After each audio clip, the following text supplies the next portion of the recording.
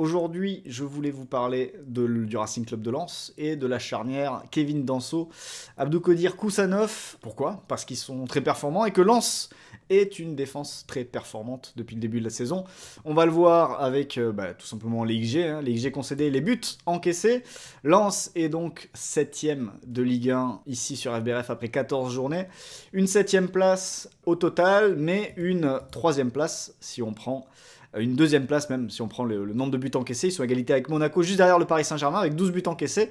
Et si on prend les expected goals, alors on n'est pas sur le podium, mais on est quand même plutôt bien placé, puisque nous sommes à la 5ème place, derrière le PSG, Monaco, Toulouse, qui est la très très bonne défense, la très très bonne surprise à ce niveau-là depuis le début de la saison. Nice donc, et le Racing Club de Lens. Vous voyez que Rennes, Lille et Lyon suivent et ne sont pas très loin non plus. Mais voilà, c'est intéressant de voir que Lens, aujourd'hui, de toute façon, depuis le début de la saison, est à sa place quand ils sont à la lutte pour la 6ème, 7ème place. Et ils devraient certainement lutter pendant pas mal de temps pour ces spots-là au cours de la saison. Et comme tu le dis, Yvan, dans le chat, Lens, il y a quelques semaines, quand je vous en avais parlé, je m'étais posé la question de savoir si, au vu des performances individuelles de Danso et Koussanov en début de saison, puisque Danso était blessé, et ensuite le retour de Danso, et ensuite Danso et Koussanov parfois ensemble dans la défense à 3, je m'étais posé la question, est-ce que Will Steele va à un moment donné peut-être basculer sur une défense à 4, avec Danso et Koussanov ensemble? Alors à l'époque, j'avais pas imaginé Medina dans un rôle de latéral en phase défensive et joueur intérieur, on va dire, en phase avec ballon, on va l'évoquer un peu plus tard, mais j'avais imaginé plutôt un losange avec des latéraux, en gardant l'idée des deux latéraux pistons très offensifs, et vu que Lens a beaucoup de milieux de terrain, j'imaginais un milieu en losange. On a eu donc, lors des matchs face à Reims et Montpellier, on va aller voir ça avec les compositions d'équipe, une équipe de Lens organisée non pas comme FotMob le montre ici, en 3-5-2 face à Reims, mais c'était bel et bien un 4-4-2, avec Medina, Koussanov, Danso et Frankowski donc dans la défense à 4. Au milieu de terrain, Zaroury, Diouf, Thomasson et Labo Lascari. Et devant Fulgini qui était deuxième attaquant ou plutôt troisième milieu de terrain, un 4-2-3-1, 4-4-2 selon les positions de Fulgini, mais plus 4-2-3-1 avec donc Enzola. Et donc c'est ce système, non pas ce système-là que vous voyez à l'écran, mais ce système qui a été reconduit face à Montpellier avec cette fois-ci la bonne compo présentée par FotMob, avec donc, comme vous le voyez, Brice Samba dans les buts toujours, Medina en latéral gauche, Koussanov, Danso, Frankowski, Thomasson, Diouf, Fulgini dans l'entrejeu, Zaroury à gauche, Lascari à droite et Enzola devant. Alors, les deux matchs se sont soldés sur 2 victoires de Lens, 2-0. But de Lascari et le contre son camp face à Montpellier, et but de Thomasson et de Enzola lors du match face à Reims. Et ce qui m'a intéressé déjà, c'est pourquoi se pencher, pourquoi décider de casser finalement le 3-4-3 que Francaise avait mis en place, et que Will Steele d'ailleurs, j'avais fait une vidéo aussi sur le Racing Club de Lens et les similitudes entre le Lens de Steele et le Lens de Francaise. Et justement, en fin de séquence, on pouvait se poser la question de qu'est-ce qu'allait apporter Will Steele pour un petit peu sortir de ce cadre, sortir de ce 3-4-3, sachant que c'est pas facile d'en sortir parce que l'équipe est pas forcément construite, parce que ça fait plusieurs mercatos qui ont été faits, et on a recruté vraiment pour le 3-4-3 de Francaise. Et là, du coup, on essaye petit à petit d'en sortir, et les performances de Danso et Koussanov permettent de tester quelque chose de nouveau, en l'occurrence là, le 4-2-3 ou le 4-4-2. Et surtout, les deux hommes sont particulièrement performants cette saison. Et là, je vais vous amener vers les fiches mercato donc de Danso et de Koussanov. Et ce qui va m'intéresser particulièrement sur la fiche mercato, par exemple de Danso, c'est en zoomant, c'est cette zone-là. La zone stopper, duel aérien et anticipation. Vous voyez que la fin. Ce sont ces 3 curseurs-là qui permettent quand même de détecter des défenseurs très très solides, tout simplement. Et donc vous notez que Danso cette saison a un niveau estimé par notre modèle comme étant un bon titulaire de Ligue 1 et moyen en Bundesliga, Liga Serie A. Et là vous pouvez voir où il se situait par rapport à la concurrence en première division française. Et vous voyez que si Danso est là, Koussanov, c'est le meilleur défenseur du championnat depuis le début de la saison. Je reste sur le même zoom. Vous voyez où il se situe, il n'y a personne qui fait mieux que lui, tout simplement. Il est évalué comme potentiellement une star en première ligue, plus ou moins top 10 à son poste. Et vous voyez notamment, quand je vous disais les 3 catégories importantes, stopper, duel aérien, anticipation, on est vraiment sur un top défenseur et un top stopper, dans le sens où il y a une statistique où Kusanov ressort, c'est qu'il est à plus de 80% de duels défensifs gagnés depuis le début de la saison. Et les très bons défenseurs, chez Wisecout en tout cas, sont à 70% de duels défensifs gagnés. Donc 80%, vous êtes bien au-dessus des mecs qui sont déjà très forts dans le domaine. Donc ça vous pose un petit peu la situation et pourquoi à un moment donné, quand vous avez 2 joueurs performants comme Danso et Kusanov, pourquoi Steele se dit bon bah je vais essayer de les aligner tous les deux et puis on va voir ce que ça donne. Ayant ces chiffres-là sur Danso et sur Kusanov, j'ai demandé à Ismaël, donc avec qui j'échange sur tout ce qui est sujet de data, et je lui ai posé la question, je lui ai dit est-ce qu'il y a d'autres équipes en France aujourd'hui et même surtout en Europe qui ont une charnière avec 2 joueurs aussi performants dans les catégories que je vous ai montrées, c'est-à-dire stopper et duel aérien. Est-ce qu'il y a des équipes qui mixent les deux? Eh ben, il m'a envoyé les équipes qui mixaient les deux. Eh ben, il n'y en a pas beaucoup, puisque je vais vous la mettre à l'écran. Voilà la liste des défenses où, dans la même équipe, il y a 2 joueurs au moins aussi performants que Danso et Kusanov. Alors évidemment, l'Inter, c'est pas une défense à 2, c'est une défense à 3. Mais donc, Bisek et Acerbi sont aussi performants que Danso et Kusanov sur ces domaines statistiques. Et l'autre charnière, en l'occurrence une charnière à 2 et qu'on peut comparer, bah c'est tout simplement Kim et Upamecano, défense du Bayern de Munich, le Bayern de Munich qui est la meilleure défense d'Europe, si je ne m'abuse, à l'heure actuelle. Donc ça vous pose un petit peu, même s'ils ont explosé à Barcelone il y a quelques semaines, ça vous pose un petit peu le niveau de Danso et Kusanov à l'heure actuelle, si on prend uniquement évidemment les datas, à qui est-ce qu'on peut les comparer? Voilà, à qui on peut les comparer sur cet aspect purement défensif, donc comme je disais, la catégorie stopper, qui prend en compte beaucoup de choses qui tournent autour du duel, et la partie duel aérien, où là, bah, évidemment, bah, vous le savez, ce sont les duels aériens. Donc, maintenant qu'on a vu l'aspect statistique, on va aller voir sur des séquences côté terrain, et on va aller se poser la question, bon, bah, avoir Danso et Kusanov, à quoi ça sert? Bah, déjà, ça sert à tenir une ligne haute sur le plan défensif, parce que vous avez ces 2 joueurs-là qui sont très solides dans la lecture des jeux longs, qui sont quand même des choses qui arrivent quand vous essayez d'aller presser l'adversaire et de tenir une ligne assez haute sur le terrain. Et là, si vous le voyez, donc là on est chez MarkStats, j'ai pris l'onglet Defensive Line. Lens est l'équipe qui a la 3e ligne défensive la plus haute du championnat, derrière Lille et Lyon. Donc Lens est 3e. Et évidemment, avoir Danso et Kusanov pour ça, c'est très bien parce que par exemple, quand vous vous retrouvez dans une situation comme face à Reims, on est sur une séquence sortie de balle rémoise. Comme d'habitude, le Racing Club de Lens sort avec du nombre et du 1 pour 1 sur tout le terrain. Donc vous avez Nzola, vous avez Diouf, vous avez du Fulgini ici, je le reconnais pas ici. Là, vous avez Zarouri. Bref, c'est du 1 pour 1, hein, du classique. Et évidemment, quand il y a du 1 pour 1, à la retombée, il faut être présent. Et il faut avoir des joueurs capables de gagner ces duels aériens, de gagner ces ballons. Et là, en l'occurrence, on a été dans une situation où Reims est une équipe qui aime beaucoup faire permuter Diakité avec Ito. Parce qu'en théorie, Diakité, comme ça, il part, par exemple, sur l'aile droite. Et il va jouer le duel aérien avec un joueur qui, normalement, est moins fort que lui dans les airs. En général, c'est un latéral. Et là, en fait, ce qui se passait côté lensois, c'est qu'ils ont permuté. C'est qu'au début, Diakité, il allait dans la zone de Medina. Et puis, à un moment donné, Kusanov et Medina, ils se sont dit, bon, bah, si Diakité, il part sur le côté, Kusanov, tu vas t'en charger, tu vas la retomber. Et Medina, lui, il va se charger de suivre les déplacements de Ito dans le cœur du jeu. Et c'est vrai que Lens gagne énormément de duels. Et Danso Kusanov, sur ces ballons-là, sur cette gestion des longs ballons aériens qui partent de la défense, ils sont capables de faire de sacrés matchs. Je me rappelle en début de saison, par exemple, il y avait eu un match exceptionnel dans le combat entre Kusanov et Van Guessant. Si ceux qui ont vu Nice-Lens, je pense qu'il y en a dans le chat, Non, c'était Lens-Nice du coup.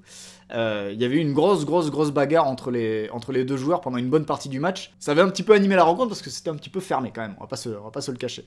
Donc voilà, ça, déjà, c'est un point où forcément avoir Danso Kusanov, ça vous facilite quand même pas mal les choses.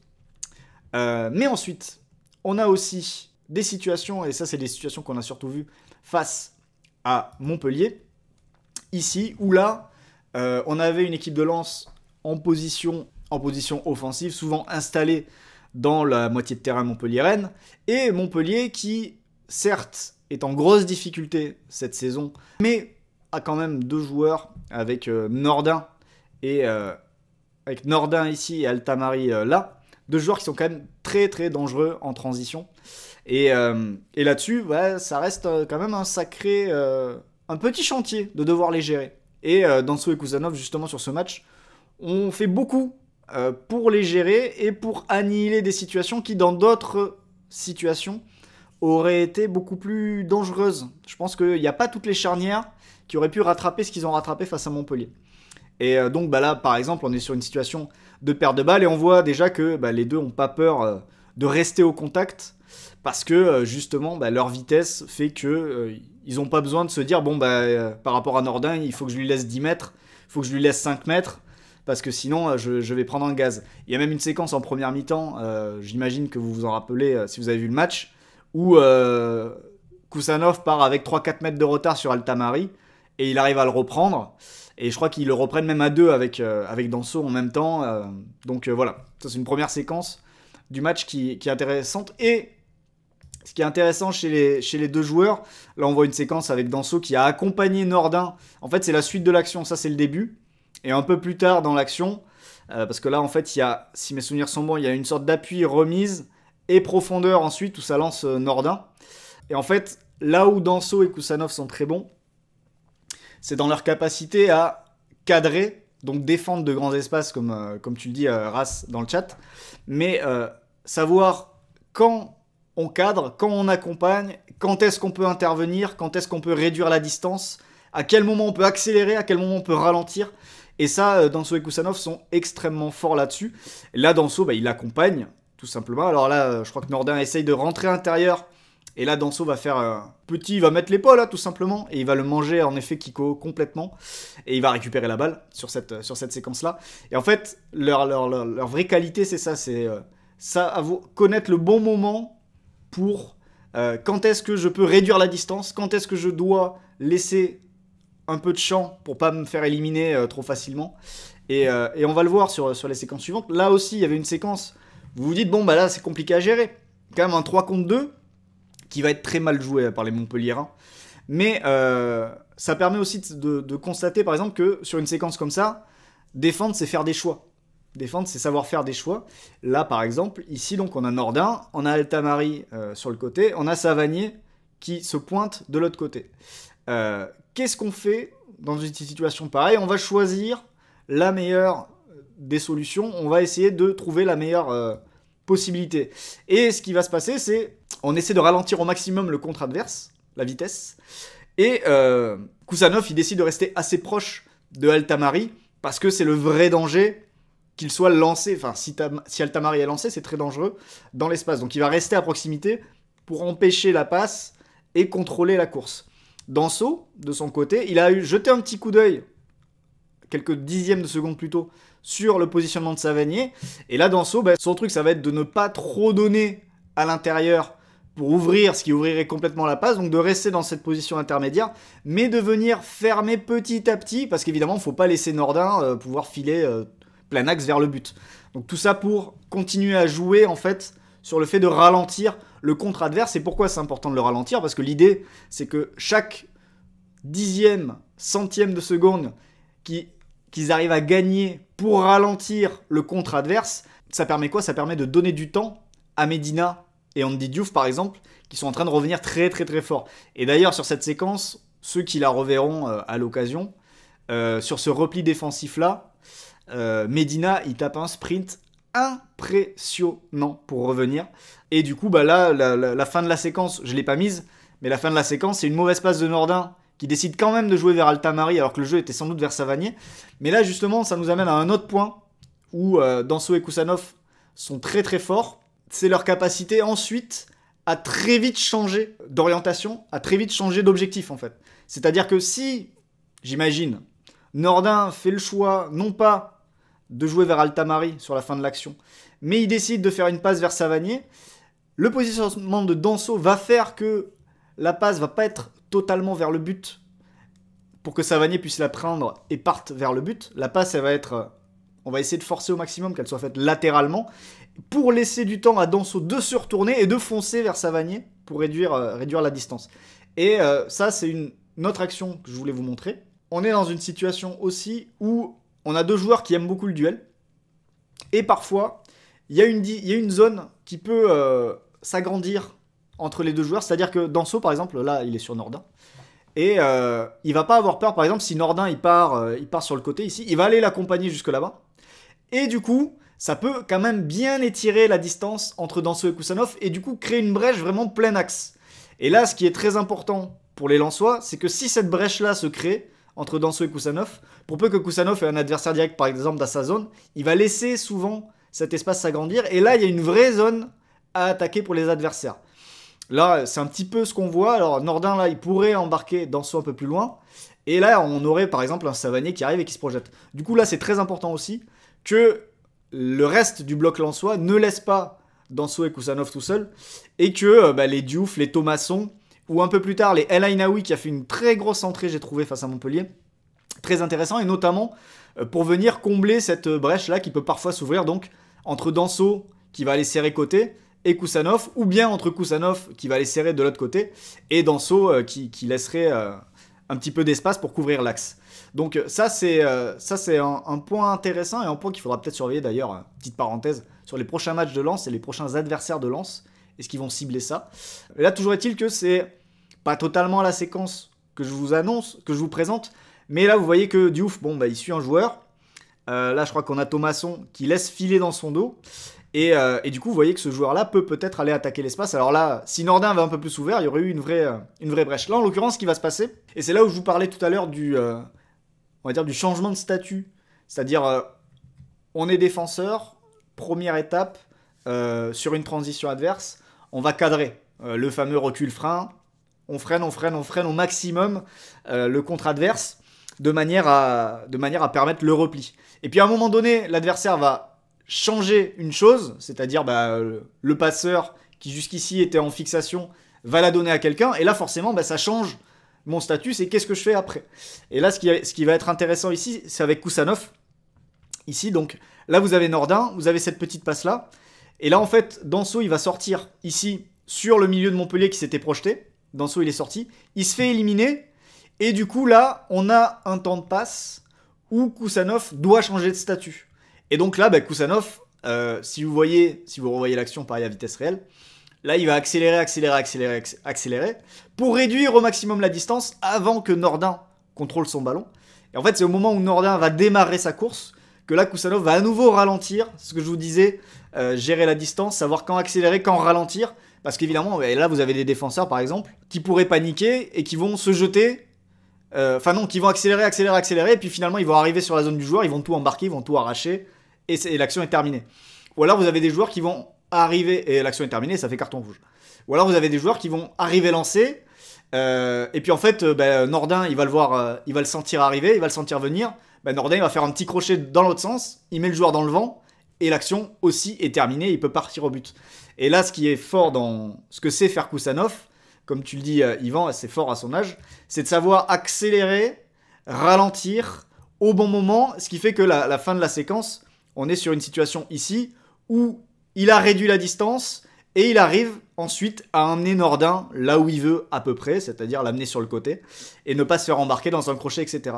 Donc vraiment, les deux hommes sont très forts là-dessus et ça fait une paire évidemment particulièrement complémentaire pour ça. Sachant que là, l'action que je vous montre, c'est la fameuse action où quelques secondes plus tard, Kusanov repousse Nordin, mais là il met un petit peu ses deux pattes quand même sur son dos, et ça aurait pu siffler faute, ça n'a pas sifflé faute, et derrière qu'est-ce qui s'est passé? Contre-attaque de Lens et but, l'ouverture du score de Labo Lascari, c'est à l'issue de cette séquence. Donc voilà un petit peu ce que je voulais vous raconter sur Danso et Kusanov, sachant que Là, évidemment, c'est juste l'aspect défensif, mais vraiment le fait que les deux joueurs aient cette expérience de dernier défenseur, de libéraux, ça leur a permis de développer beaucoup d'aspects, c'est-à-dire la capacité à aller défendre très loin sur les côtés. Ils aiment beaucoup aller défendre long de ligne pour couper ce qui passerait dans le dos de leurs latéraux, donc ça c'est très intéressant.